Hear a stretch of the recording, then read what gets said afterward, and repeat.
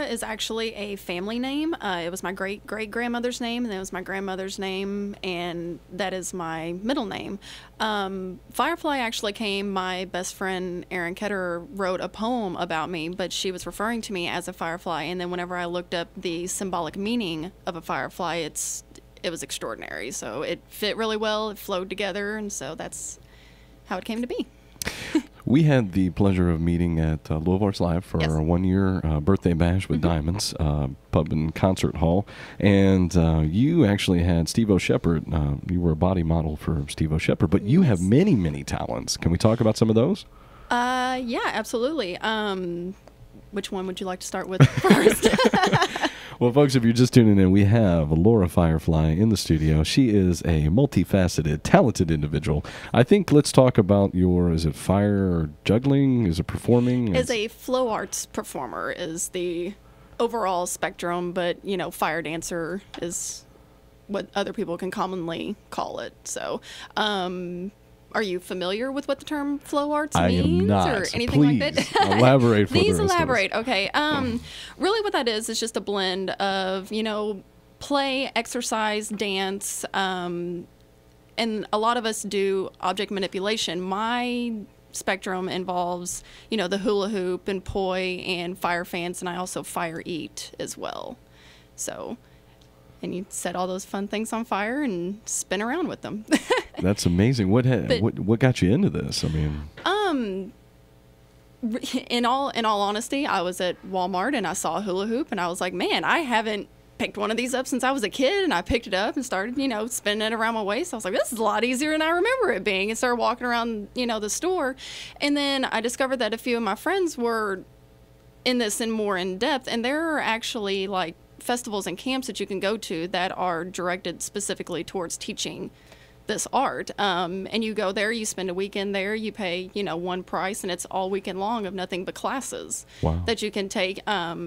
Great beginner classes. That's how I got, started in all of it. And it just kind of progressed from there. And it's been amazing. It's changed my life. So how long have you been doing this? I've been doing it for a little over 2 years now. So in that 2 years, you've done festivals, done events. What's the pinnacle that you've far that you've done? I've done a lot of things. My really performing just kind of fell into my lap. It wasn't something that I went into thinking that I was, going to progress into.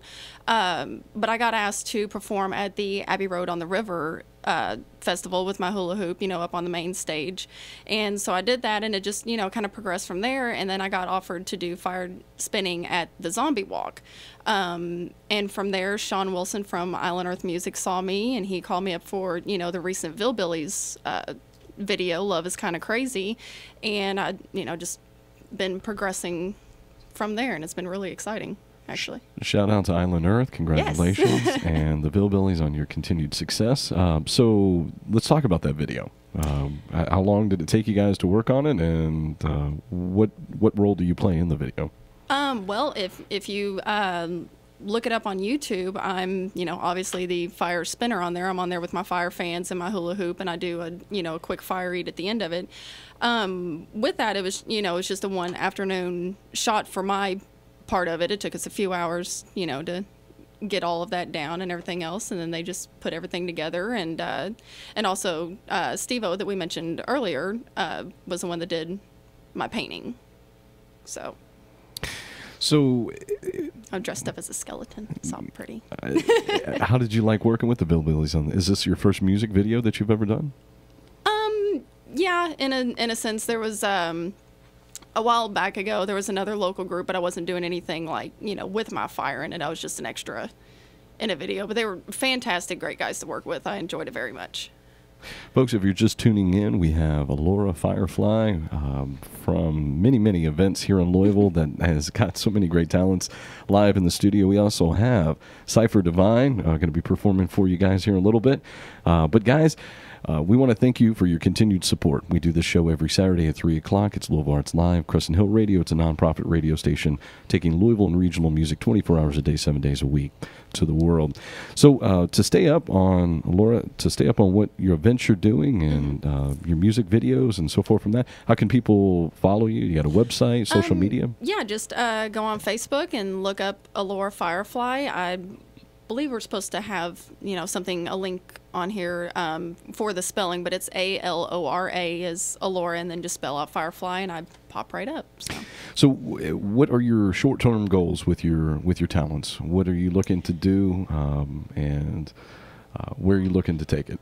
I really just want to just share the art form with people, because not a lot of people know about it. Not a lot of people even know how to get into it. And I just want to perform for people and be able to express myself through my art. And like I said, just spread, the love of what, me and the flow arts community does. And it's not very big around in this area. So, even if people want to have me, come for a backyard cookout, I'll gladly, come out and do a performance, or up to big events such as Abbey Road. So whatever, people want some entertainment for.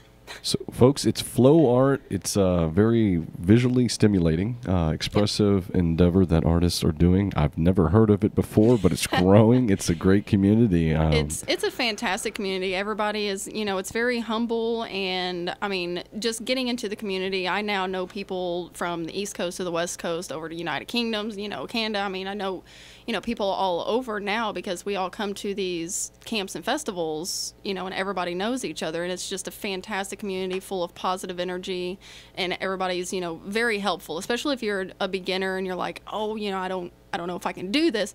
Come out. Everybody's really helpful. They will help you in whatever you want to learn. So what festivals or camping events do you guys have coming up? Right now, it's kind of the off season. You're going to have Kinetic Fire, which will be in May, that I will definitely be attending. That's up in Ohio. A couple of the local ones here in Kentucky. One of them is called Play Think Movement Festival. Okay. And that one's really good for family orientated.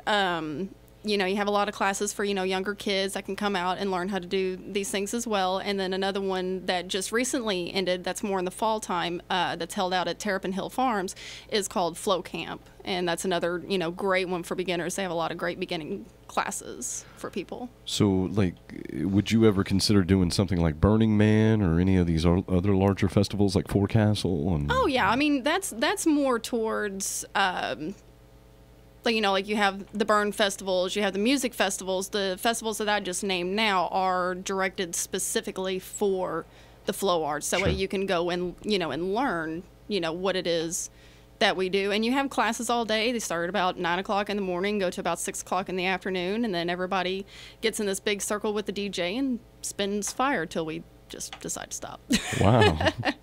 And it's a lot of fun. You get to meet a lot of great people. But you can, go to music festivals. I went to Forecastle this last year, and you'll see a lot of people out there with their poi and hula hoops, and everything else. And there's a lot of, it's a very broad spectrum of what it is that we do. There's many props, that people use. Even just getting out there and dancing, a lot of these festivals will have belly dance classes, or, just modern dance classes, anything that gets you out there and moving and gets you in your zone, I guess you would say. We just get out there, and it's kind of a meditative state. That's the only way that I can think of to describe it, is you get out there and, you just get lost in your movement, and your prop becomes your dance partner, pretty much. And but that's what, it all evolves around. So you just recently had the pleasure of playing with a baby tiger, I think. Yes. Can you talk about that experience? Oh, that was great. It's up in Indiana. It's in Charlestown, Indiana. It's Wildlife in Need Incorporation. And they have it going on right now where they have 3 baby tigers that you can call them and set up an appointment to, go up and sit in a room with a group of people, and you get to play with them. And it's fantastic. It's a great experience. I never thought I would be, ever play with a baby tiger. They have lemur, they have a baby kangaroo. It's amazing. Little Joey, to be technical. So what are your inspirations when it comes to your art and even in music? Oh, music. I love every aspect of music. There's, if it flows well, if it has a good beat. I mean, I love everything from classical to jazz to, rock, hip hop, country, whatever it is. I can always find a way to channel in to like it. My inspiration for my art is it just allows me to express myself, in many different aspects. I spun fire every Saturday night up at Industrial Nightmare this last season. And, I dressed up as a zombie, went out there, and I had my Halloween-ish music playing, and I was just out there, just dancing to it. And, but that's just my inspiration, it's just to go out there, feel the music, and just flow with it that way. Sure. Yeah. Sure. Well, thank you so much for being absolutely. with us. I do have one last question for you. When you're doing like street performing and dealing with fire, do you have to deal with permits and things like that, or? Number one thing, especially when you're dealing with fire, is you always want to consider safety. Sure. That's first and foremost. I never even spin fire just practicing at my house without somebody there to, keep an eye on me just in case. And especially when I'm performing out in, in public, on the street, at any kind of, event, I always make sure that I have a barrier to make sure that nobody, crosses or gets too close, because even though you're standing there spinning fire, everybody will walk right up to you. Sure. They just don't, have that boundary. But, that's one of the main things. As far as permits, Louisville doesn't allow you to do anything indoors. Outdoors, you're pretty open. It's just up to, like the events, people, whether they want to allow you to do it or not. There's fire insurance that you can purchase, that's like a liability kind of thing during your performances. But indoors, there's nothing. We, the community has been trying to get that moved, but they say nothing more than, a birthday candle lit. So, which kind of, puts everything that I do, like, pretty much out of question for indoor performances, unfortunately. Well, folks, we've been talking to Alora Firefly, a.k.a. Katrina Gay. I want to apologize for that.